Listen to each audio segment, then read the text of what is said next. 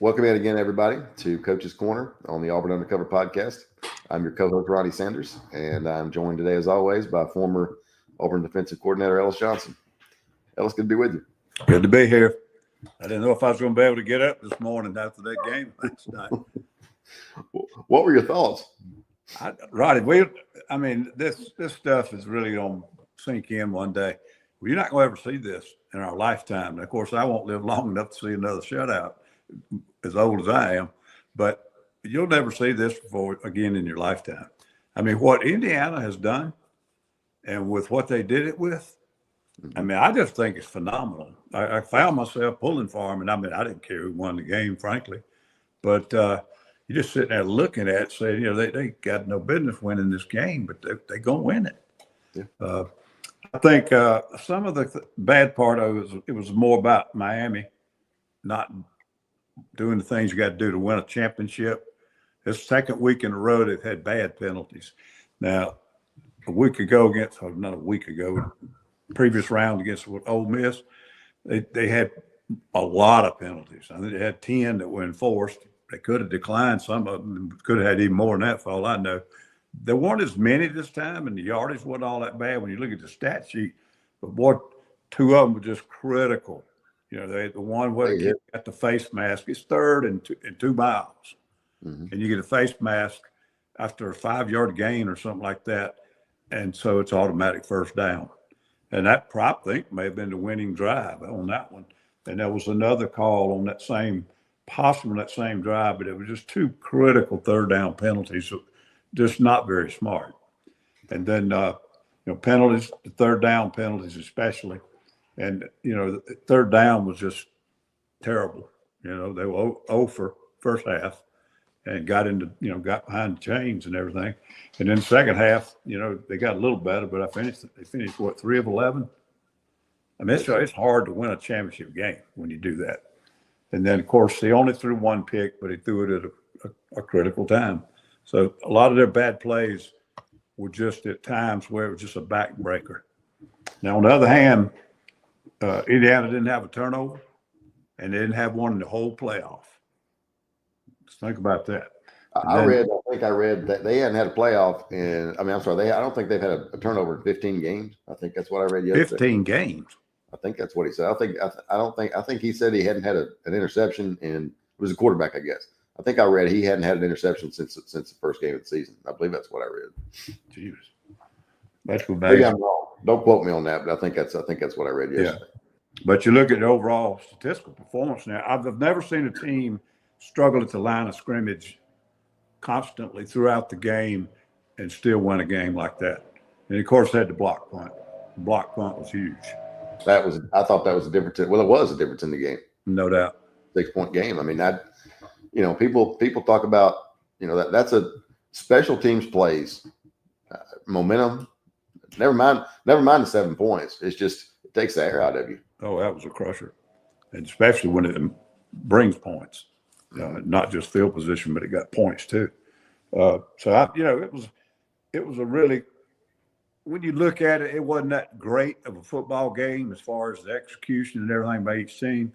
But when you look at what Indiana did and the way they win games and so forth, if you're a professional bettor, you might not give a crap. If you're a lady who only likes to watch halftime shows, you might not give a crap.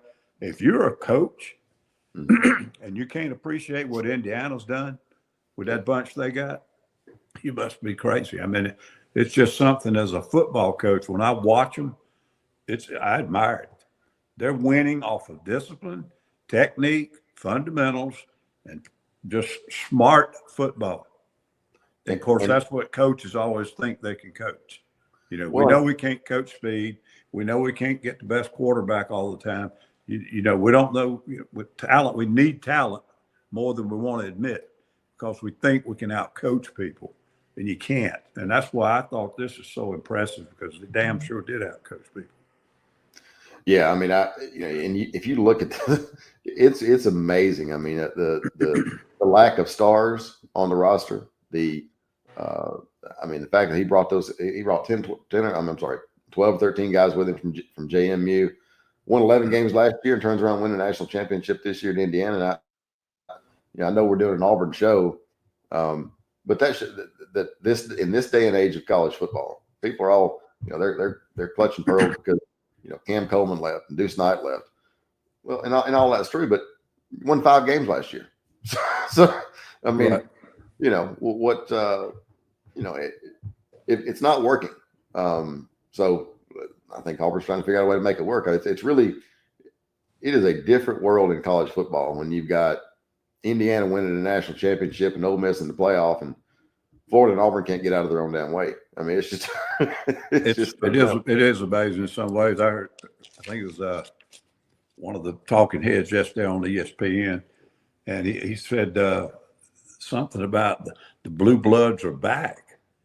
And on his halftime comments, I said, dude, what games have you been watching? The blue bloods are over there somewhere watching the TV in their dorm room or in their apartment. They ain't here. And even Miami, I mean, their days are long gone, back away, So their heydays are long gone. But, we still know recruiting's important. We know that portal's important. We know that talent's important. I mean, we're not trying to say that. But, when you're a good football team, there's a lot of things that are more important than just the talent. Because when you get on that level, everybody's got some. Everybody's got some talent. You can't just get so far away from people in your talent level that you can play donkey ball and still win. You got to be disciplined. You got to, do things the right way. Well, I think another thing is, the athletic director, Scott Dolson, I mean, to go out and take a chance on Signetti, who at the time was 62 years old. You got guys that are getting jobs at 36, 34, 30, and to go hire a guy who's 62 years old, and everybody else, all these Saban assistants getting jobs, nobody took a chance on him. Pretty phenomenal. Could have been the age factor, but if you look at his track record, I mean, he wanted IUP, he wanted Elon. I'm pretty familiar with that school, and he wanted JMU. Yeah. And I can't remember if he was there when they made the move from 1AA to 1A. I think he got there right after. I don't know. But a lot of people have wanted JMU. So I don't think that's his most impressive stop, frankly.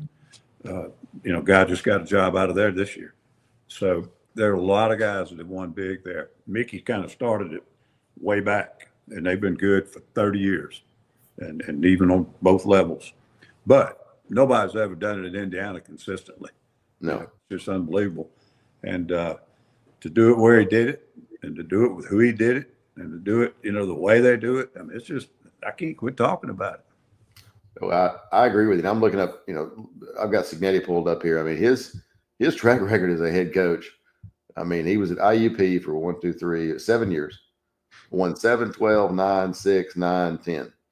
Elon 8-4, 6-5, and then James Madison won 14, 7, 12, 8, and 11. And in 2 years in Indiana, won 11 and 16. I mean, yeah, I can coach. Yep. I mean, that's phenomenal. And another thing about a lot of those assistant coaches, he picked up a couple of them at Elon. One of them's been with him ever since IUP, I think. So, and they do a heck of a job. The Shanahan, I assumed he was grandson or something of Mike Shanahan, or I'm not sure. He must not be related. I've never seen it mentioned anywhere on TV, nor in articles or anything. Whenever they say his name, they don't mention that he's a nephew or grandson. So I'm assuming he's not related to them. Yeah, I when I first saw his name, I thought the same thing, but I haven't been able to find any link. Of course, that doesn't mean there's not one, but I think it's two different Shanahans. Yeah. Well, the portal, I think in the age of the portal, you're not going to see anything like this again. And I tell you, I don't know if you heard, but Clemson, Dabo has tried to stay away from the portal as much as he can and not build the program on it. Now, in the last 2 years, he started taking 2 or 3 and filling in some spots. This year, they took more than they have. Okay. And there's some lessons to be learned about this. I don't think you can survive anymore unless you use the portal, unless college football changes again. But I think that you better have a good structure in place, and you better evaluate the people you get out of the portal as well as you try to evaluate these 17-year-olds you're recruiting out of high school.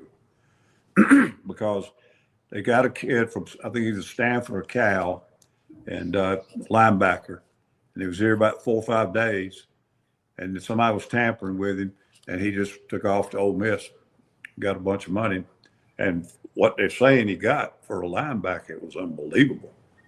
It was millions as a linebacker. So anyhow, my son's on the team.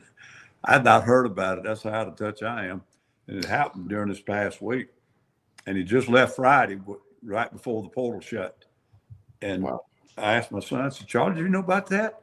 He said, yes, sir. I was eating breakfast with him the other day, and he was telling me that some guys were tampering with him, and he seemed like it was irritating him. He said, he was gone that night, Dad. I said, why didn't you tell me about it? He said, I don't know. I didn't think you care. That's the world we live in. But that's how bad it is, Ronnie. And this is a guy, this is a program that hadn't been bringing in 35 a year, okay? So you're going to get some bad apples. You start bringing 35 a year. I mean, I think they were up to about 6 or 7 this year. I assume they're doing the homework on them. But it's crazy. And you can't blame the kid when he's put in that situation. What are you going to do, turn it down? I bet none of us would. But if they don't get some kind of structure on this thing, it's not going to last. I just don't see it. Well, but I saw an interview with Charles Barkley this morning, actually posted on our message board. And he said, look, this model is not sustainable. He said, I've given a lot of money to Auburn. And he said, I'm going to continue to give a lot of money to Auburn. He said, but I'm not giving millions of dollars to pay players every year. He said, it's not a sustainable model. He said, I grew up poor and I don't have any interest in going back. He said, so he said, I'm not going to give money to pay players every year. He said, it's just not sustainable. And I think he's right. No question. I don't think there's any doubt. And you're going to see a one team jump up, and Booster gets hot, got a bunch of money, wants to get out of his pockets, and they knock it out for 2 or 3 years. But like I said, it's not going to sustain itself. And I'm really concerned. You said we'd move into some of the other thing about the playoff structure, but I'm telling you now, the Big Ten, to me, is pushing things around legally now the way they used to just money everybody back in the 60s and the 50s. And they're trying to take over college football again. And I just believe that. And back then, the most wealthy entity in college sports at that time, believe it or not, was the damn Rose Bowl. And that's where all the big money was. And who owned it? The Pac and the Big Ten. And, it took them 10 years after beginning the playoffs to keep the Rose Bowl from complaining that they don't have the right game and all that kind of thing. Finally, they realize now they don't mean anything anymore. Just like these basketball coaches are starting to realize they need to just sit down over and watch until they get their money from the football program. That's what happened to the ACC. They learned too late. You can't run it off of basketball. Yeah. Well, and that's a pretty good segue into Big Ten, SEC. I mean, they're still deadlocked on the playoff format. I mean, you've got 12 now. It sounds like both conferences want to move to 16, but after 3 years, the Big Ten wants to go to 24 and drop the championship games. And I don't, maybe I'm wrong. I don't see the SEC doing it unless the money is just so prohibitive that they feel like they don't have a choice. But I mean, winning the SEC still means something. I'm not sure. I don't know how much. Maybe winning the Big Ten doesn't, but winning the SEC means something. Now, I'm for having play-in games. Like I don't think that you ought to be necessarily punished for losing the conference championship game. But maybe it's a play-in game. I don't know, but I think you got to have other games that weekend where. If you're sitting at home, you shouldn't get an off week, but for losing. I know. Well, if you look at this year, and the reason I want 16 or go back to 8, I don't like the bye, and I would really kind of have to correct myself because coming into it, when I saw the brackets, I thought, boy, these guys have got the bye. They got a huge advantage. 4 games in a row you got to win to get that trophy. These college kids can't take that grind. But I didn't really look at the space in between each round, and especially between the first round and the second round. There's a lot of time, and there was a lot of time before the playoff even began. So the bye, if you go back and think now, Indiana's the only one that survived that had a bye. The rest of them got beat. So the bye really hadn't meant much to the team that has it. And I looked at those home games, that first round, and I'll tell you, man, to get a home game on your campus, as a playoff game, that's a big deal with fans, I think. I don't like the fact they're trying to push out the championship games. I agree with you 100% on that. But the SEC was out front on that, as you well know. We played in the first two. And Roy Kramer, the way he's had the vision and all that, and they just don't want to let go of it. I'm not sure it's not going to be sort of like this portal and NIL stuff. I mean, if it just keeps pushing and pushing, that's not going to be something they're going to be able to, get anybody else to argue with them about. They're going to say, hell, we don't care. Y'all are making all the money off of it. We ain't getting any of it. And so I don't know where it's going either. Now, I think Sankey got rolled by Patini on one of the things earlier about going to 9 games. I wanted the SEC to play 9 games because I just thought there were some meaningless games on a lot of their schedules. Mm-hmm. And it looked like to me the weaker teams in the conference were the ones that were fighting. And I thought, if you don't want to play in the conference, get out. But now I'm looking at it, and Pete Cordelli's on one of our podcasts. Pete, coach for Holtz. They won the national championship at Notre Dame. He's coached a bunch of different places with Coach Holtz and everywhere. He was saying the other day that if you got as many teams as the Big Ten has now, you need to play 9 games. You might not ever see any of them dudes for 5 years if you don't play 9 games. Well, the other thing is, doesn't have that many schools. They don't need to be playing 9 games. And I thought, you're right. They don't. Well, you got 16. You got 16 versus 20. And of those 20 in the Big Ten, you've got 5 what would be considered premier programs. Right. Michigan, Ohio State, Penn State, USC. Throw in Oregon if you want to. That's it. In the SEC, you've got 9. I mean, you got the traditional Big Six plus Texas A&M, and Oklahoma. I mean, but playing 8 in the SEC versus lining up in the Big Ten and playing Maryland and Rutgers and UCLA and you can get beat.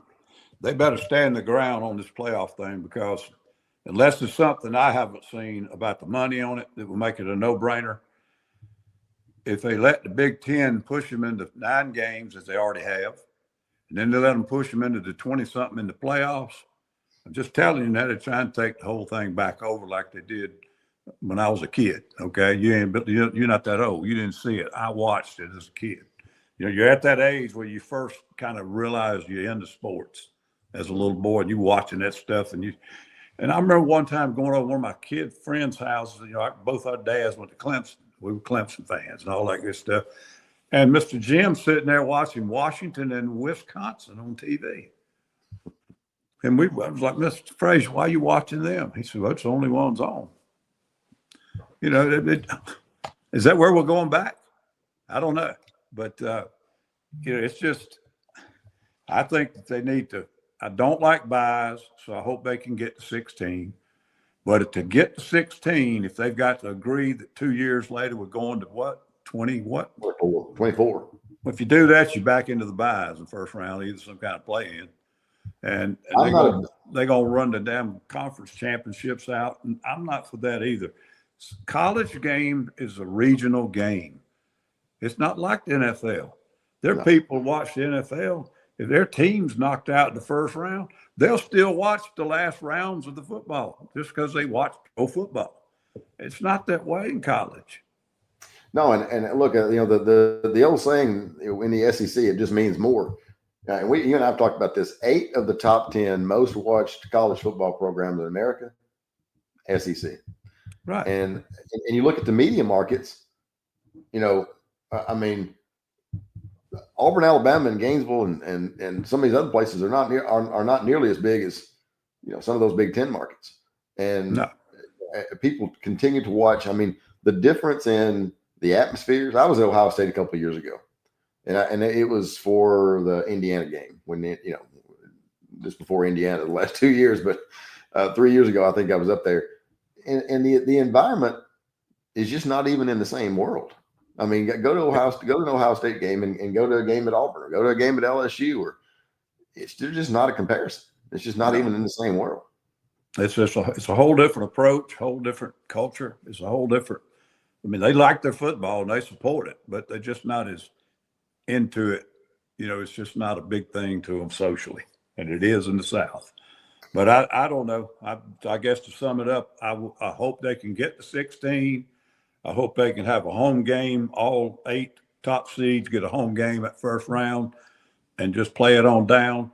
I don't want to see it get past 16. Wouldn't bother me at all if it went back to 8.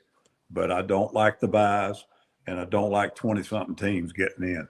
I'm not for 24. I've always been for more access. I mean, considering the screw job Auburn's had over the years, and 83 and 93 was probation, but 83, 2004. I mean, on and on. I've always been for expanded access. I'm not for expanded access up to 24 teams. I just think if you're doing that, what are we doing? I mean, that's right. Yeah, I mean that's anybody can win on a given day. You let everybody in. Somebody's going to get beat because on that particular day they had a really good player out, and they did something stupid, and the other team got lucky, and now they're gone, and the other team didn't even deserve to be there. So, yeah, the season's got to mean something. It's like the NFL. You got teams that 500, but they win their division, or their conference, division, and so they get to go.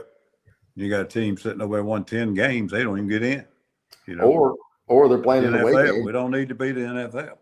Or you got a team that's 8-8 or 9-7. They won the division, and they're hosting a playoff game against a team that won 11-12. Yeah, and I mean, it is what it is. But I'm like you. College football is more regional, and I'm not a big fan of. And Auburn has done it. I guess everybody's doing it now. But Auburn's going out and, like everybody else, this portal, signing kids from California and Arizona, and and I get it.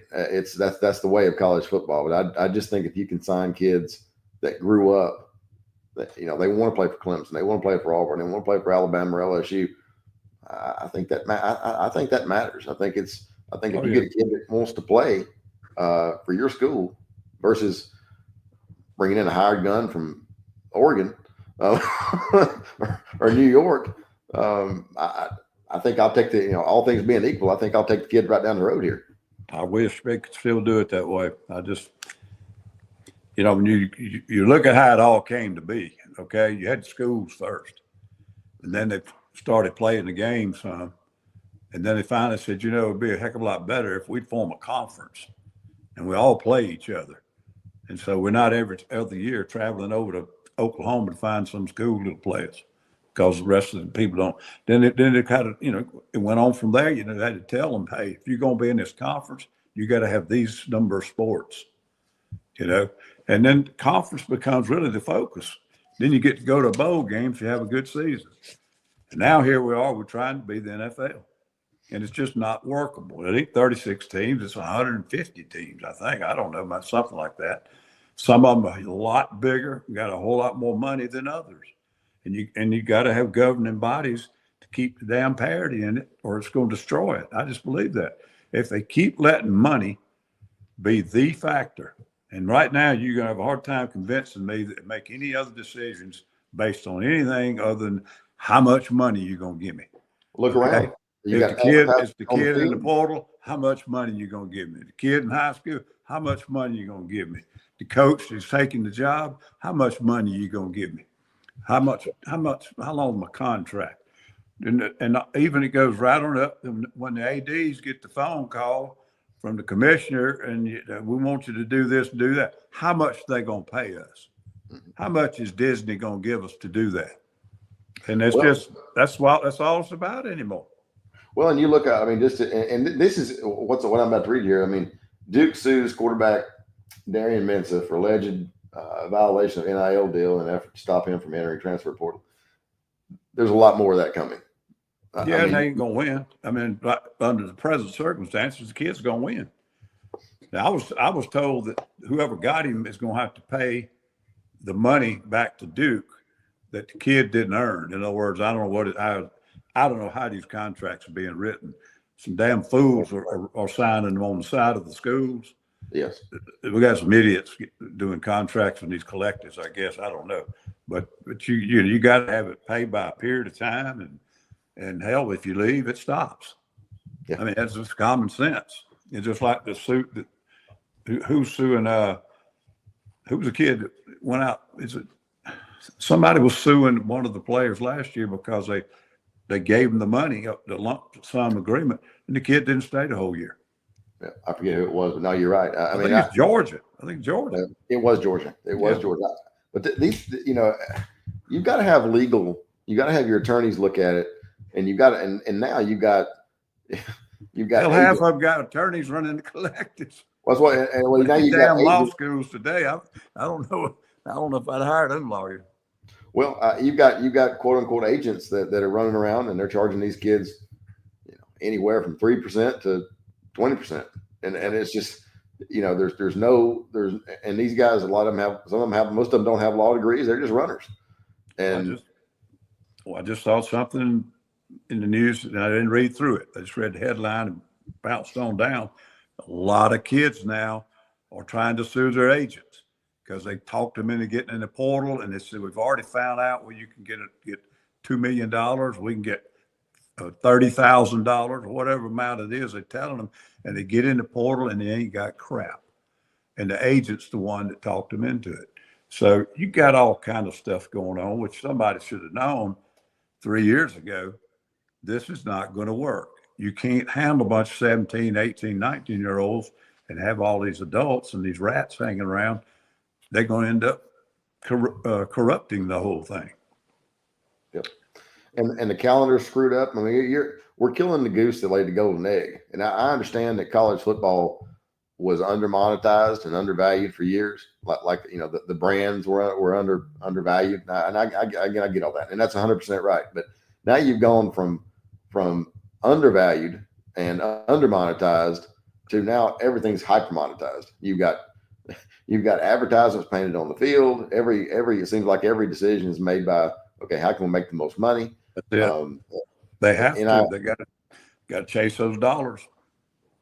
Well, and now you got NIL dollars. Auburn just signed a deal next year to play Baylor in Atlanta versus playing them in Jordan-Hare, and a lot of it is NIL money built in. New Nike deal, NIL money built in. It's just a different world. Everything that used to be not legal is now legal.